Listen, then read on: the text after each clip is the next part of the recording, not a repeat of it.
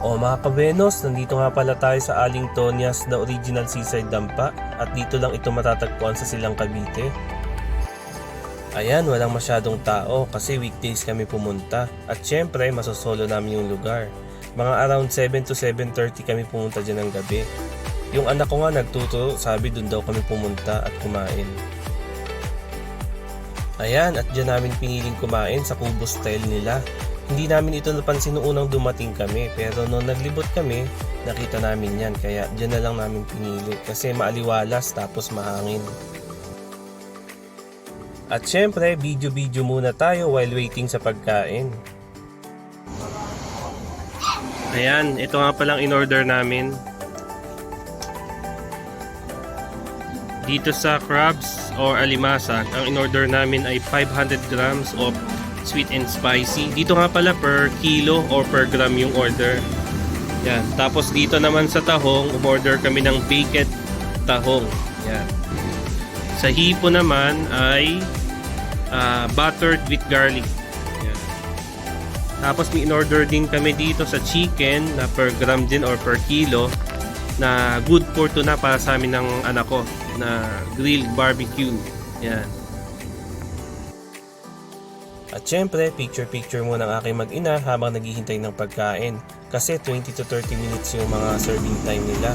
Lalo na fresh nilang niluluto yung pagkain at yung seafood, talagang pipili ka sa supermarket.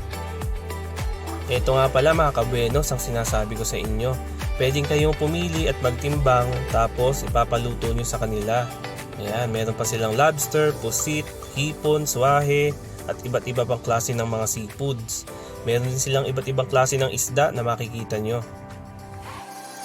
Ayan, meron nga pala silang live tilapia at saka live hito. Yung pinaluto nga pala naming alimango, buhay din yun. Kaya talagang fresh na fresh yung lasa. Ayan, napakaganda at napakalawak ng lugar na ito. At syempre, may malaki din silang parking space. Pwedeng pwede talaga to sa barkada at saka sa pamilya.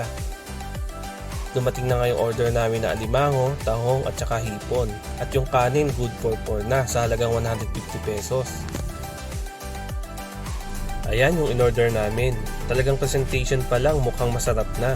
At syempre yung pinahabol ko na chicken barbecue na bagay talaga sa beer. Meron din sila ditong plastic gloves pag gusto mong magkamay.